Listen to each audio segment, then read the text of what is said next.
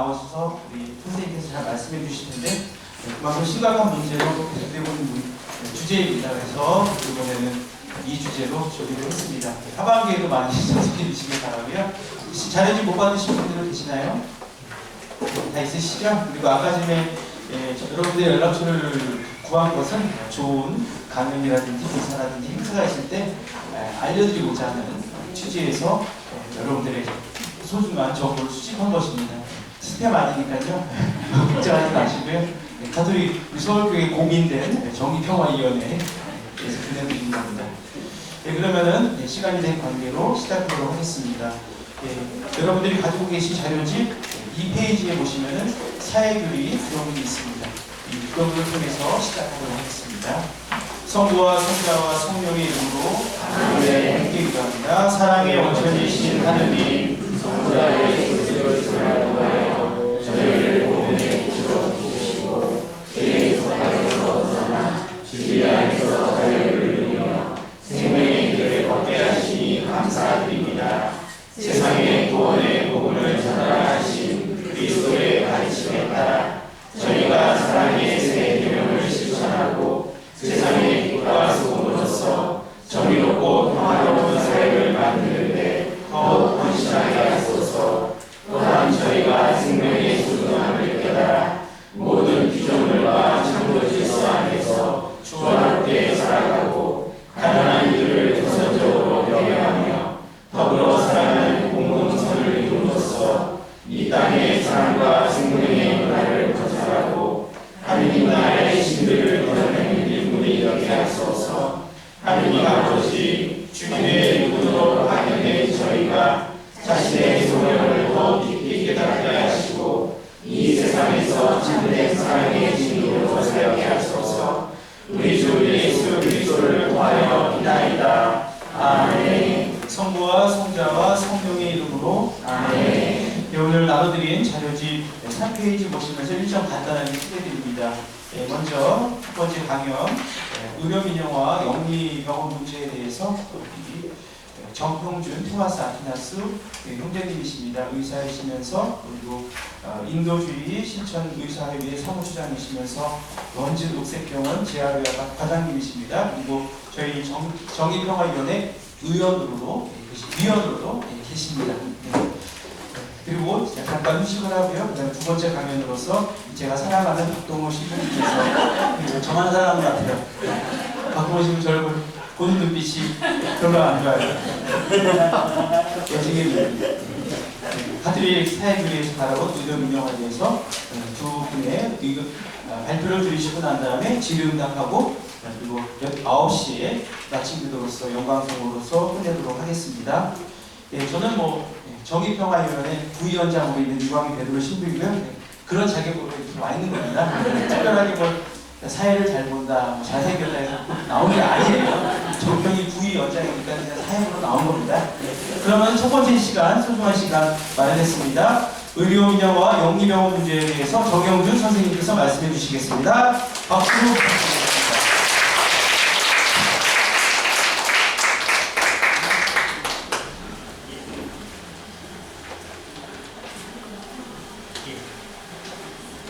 네, 저 소개 신부님께서 해주셔가지고 감사하고요. 네, 다시 한번 인사드리겠습니다. 저는 주로는 이제 인도주의 실천 이사협의회라고 이제 의사단체인데 주로 이제 해외나 이런 데 봉사활동을 좀 다니고 저소득층이나 아니면 사회적 약자분들을 돕으려고 이제 한 30년 전에 만든 단체인데요.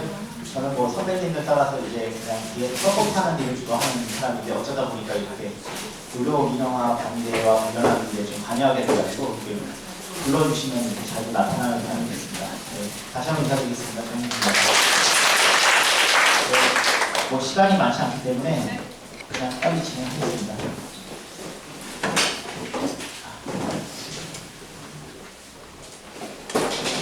아니.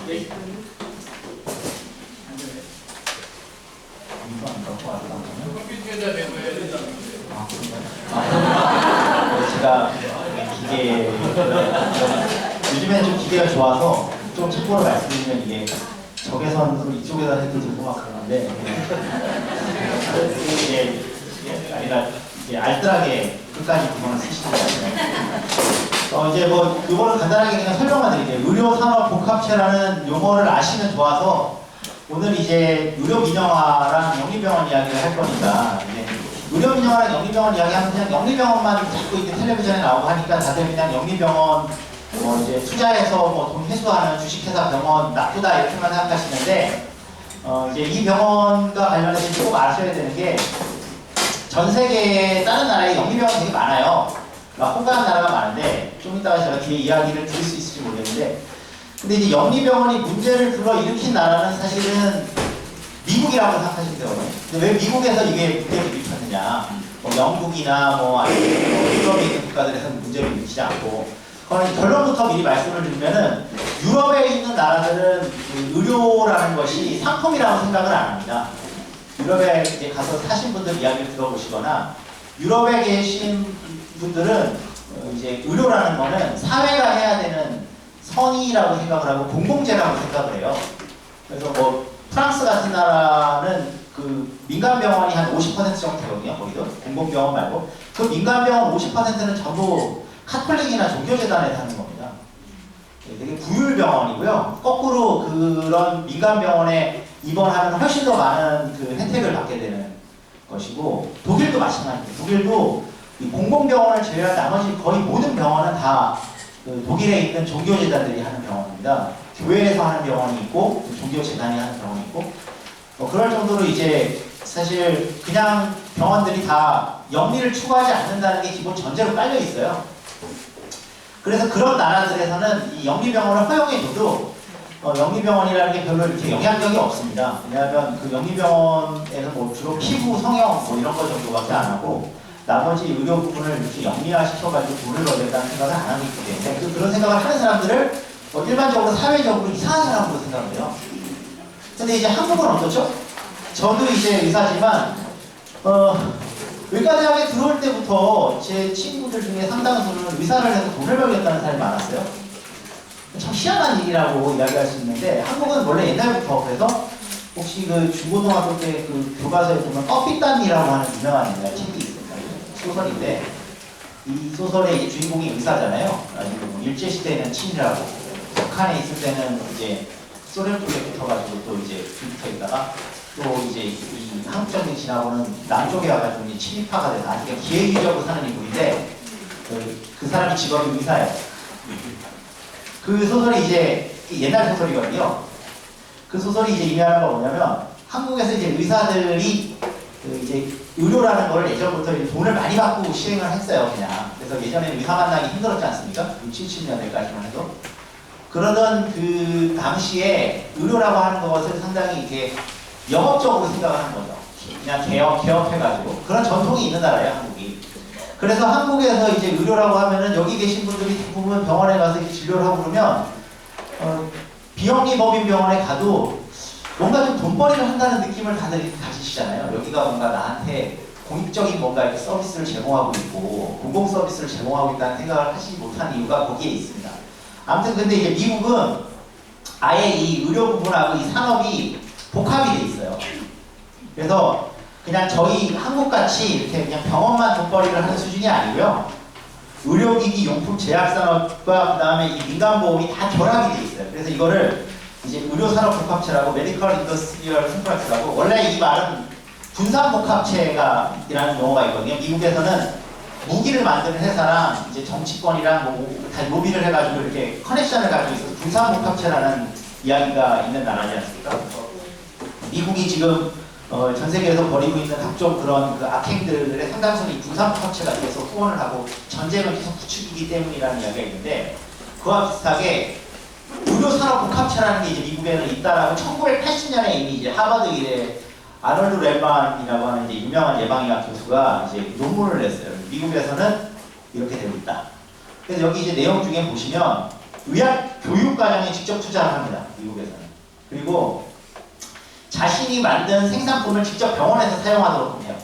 그러니까 자기네들이 뭐 약품도 만들고 의료기기도 만들어가지고 그걸 자기가 경영하는 병원에서 쓰는 거죠. 네, 그러면 어떻게 될까요? 뭐 간단하게 설명을 드리면은 효과나 가격 그 효용성이 우수하지 않더라도 당연히 자기 회사 제품 자기가 쓰게 되죠. 그러니까 뒷부분에 제가 간단히 설명드릴 수 있겠는데 삼성이 지금 초음파기기나 각종 의료기기 다 만듭니다. 그리고 삼성 바이오로직스에서 약품 만들어요. 그러면은 삼성 서울병원에는 사실 지금 초음파기기가 전부 삼성 메디슨께 들어와 있어요. 다른 대학병원에는 그나마 뭐 제너럴 일렉트릭이나 이렇게 조금 해외에서 원래 유명한 제품들이 있지만 삼성은 전부 삼성 것만 씁니다. 그게 이제 그런 식의 커넥션이라는 거죠. 그게 이제 의료산업복합체라고 하는 건데 이걸 미리 말씀을 드린 거거든요. 이 병원 산업화의 꽃이 뭐냐면 그래서 결국 영리병원입니다. 왜 영리병원이냐?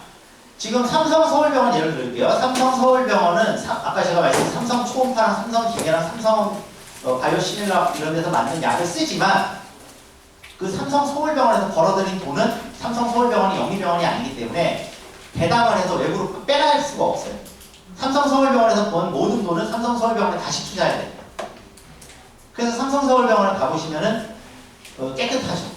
벌어들인 돈은 계속 인테리어에다 쓰고 뭐 건물 올리는 데 쓰고 이제 한국의 병원의 특징이 이제 진료 이런 데 돈을 쓰는 게 아니라 건만 번지를 한 걸로 유명한데 뭐 에스컬레이터가 있고 뭐 좀 황당한데 그런 병원이긴 한데 아무튼 그렇게 할 수 있었던 이유가 그동안 이 대형 병원들이 돈을 벌면 그거를 투자한 사람한테 이렇게 주식회사처럼 배당을 하거나 이윤을 나눠 가질 수가 없어요. 그러니까 그 안에서 다 소비를 해야 됩니다. 안 그러면 재투자를 해야 되니까요. 그래서 이 아까 이야기한 의료기기 회사, 그다음에 제약회사 이런 데서는 자기네들이 직접 병원을 운영해서 거기서 더 많은 이익을 얻었을 때 이익을 가져가지 못하니까 항상 이걸 하고 싶어하는 거죠. 영리병원. 이것만 하나 뚫어지면 진짜 논하는 건데 병원에서 돈을 못 빼가지고 가니까 그리고 한국은 건강보험 체계가 있어서 약품도 가격이 결정이 됩니다. 그 가격 결정이 되면 어디서 사든 그 가격을 벗어나지 못하거든요. 의료기기도 급여 등재가 되면 가격이 다 결정이 됩니다. 상한가를 결정을 해요. 그러니까 이 영리병원이 되면 자기 마음대로 가격을 또 부를 수 있거든요. 건강보험하고 계약을 체결하지 않아도 되니까. 그래서 이 병원을 그렇게 하고 싶어 하죠. 얼마나 하고 싶어 하느냐? 이게 박근혜 정부 들어서고 얼마 안 됐을 텐데 동아일보는 아예 1면에다 이렇게 썼어요. 1면. 이거 1면입니다. 네. 청년 실업해법으로 투자병원 도입 추진. 그리고 이 다음 날도 또 이걸 또 썼어요. 일간지 1년에 이렇게까지 쓸 정도면 상당히 집요하다고 말씀드릴 수 있어요. 그리고 이때 이미 영리병원 논쟁이 벌써 한 12년 정도 됐을 때입니다. 2001년부터 이 논의가 있었으니까 2013년이면. 그래서 이제 2015년 12월에 박근혜 정부에서 아까 이번에 동영상 보신 분들은 알 텐데 제주 녹지병원이라는 거를 승인을 해요. 복지부에서 승인을 하고 제주도에서 허가를 하면 이 병원을 할 수 있었던 건데 일단 박근혜 정부에서 2015년 12월에 이 병원을 승인을 합니다. 근데 이 병원을 승인을 한 것도 잘못했지만 그것보다 더 얄미운 거는 조선일보예요. 조선일보가 사설에 뭐라고 썼냐면 제목이 이거예요. 13년 만에 외국 영리병원 첫 토영. 근데 이거는 거기까지 좋아요. 국내 병원 역차별 없애야. 이게 무슨 뜻인지 이해하세요? 국내 병원도 다 영리병원을 하게 해줘야지. 왜 외국 병원만 영리병원을 하게 해주니? 역차별하면 안 되지라고 아예 대놓고 거둔 거예요. 근데 이게 조선일보나 중앙일보나 동아일보나 매일경제나 이런 경제지들이 왜 이렇게 영리병원 하고 싶어 하냐면 이제 영리병원이 되면은 사실 이 신문 1면 하단 광고가 아마 영리병원이 될 겁니다. 지금도 삼성에서 이제 광고를 많이 해서 삼성에 대해서 친화적인 그 기사를 쓰잖아요. 뭐 제가 아는 기자분이 뭐 한겨레에서 삼성을 한번 비판했더니 다음날 삼성에서 다른 모든 신문에 다 광고를 실었는데 한겨레 신문을 실어주지 않아서 뭐 갑자기 뭐 몇 천만 원이 갑자기 손해가 나서 이제 병원 그 신문사 그 편집진이랑 운영진에서 난리가 나고 뭐 이런 스토리인데 아무튼 이 사람들이 이렇게 하게 되면 각종 병원들이 일면에다 광고를 이제 다 실겠죠. 영리병원이면 더더구나 광고를 해서 돈을 벌어야 되니까 국내 영리병원 찾았어요. 그리고 이제 이거는 뭐냐면은 전국경제인연합회 이제 정경련을 해체한 거 아시죠? 이제 이거 박근혜 그 최순실 게이트를 해체하긴 했는데 해체 전에 2016년 5월에 갈라파고스 주제라고 갈라파고스 군도라고 저쪽에 그 가면이 있습니다. 저기 남쪽에 그 갈라파고스 군도라고 하는 곳이 이제 그 고립된 섬이라서 이제 뭐 여러 가지 특이한 동물과 식물이 있다고 해서 유명한데 그러니까 갈라파고스에나 있는 주제다라고 해가지고 이 사람이 붙인 거예요. 그 내용이 중요하지 않고 7개가 이제 그러니까 전 세계 다른 나라에는 없고 한국에만 있는 주제다. 근데 한국에만 있는 주제 중에 두 번째가 뭐죠? 투자 개방형 의료법인 제안.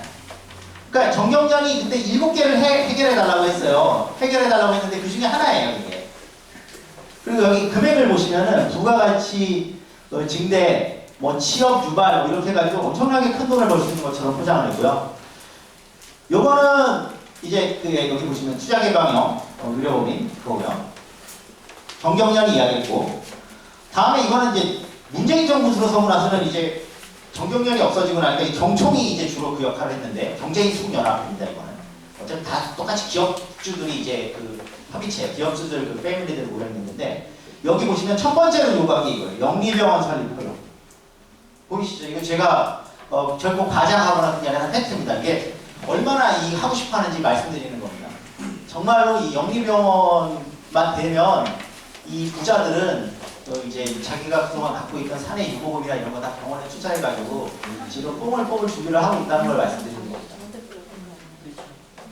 신기한 얘기죠. 왜 이렇게 이걸 하고 싶어 할까? 영리병원. 첫 번째로 이게 의사복합체, 아까 말씀드린 의료산업복합체 이야기인데 삼성 보세요. 삼성은 아예 헬스케어 그룹이라고 이제 스스로 부르면서 삼성의료원이 다 해서 3,300병상이라는 어마어마한 병상 갖고 있어요. 삼성 서울병원이 한 2,000병상 갖고 있고 마산에도 있고 삼성 서울 네트워크 병원도 있고 강북 삼성병원 여기 가까이 있죠. 네. 이런 병원들 갖고 있고요. 여기 병원들 쫙 있고 그 다음에 대학을 갖고 있습니다. 그리고 삼성전자 부설기관도 삼성생명과학연구소가 있고 그래서 이런 식으로 뭐 생명과학 벤처부터 시작해서 다 갖고 있다고 보시면 돼요. 그리고 삼성은 삼성생명이 있죠. 가장 중요한 게 삼성생명은 삼성의 핵심 그 지주회사입니다. 지금 죽고 싶어도 지금 못 죽으시는 지금 이건희 회장께서 지금 되게 안 됐어요.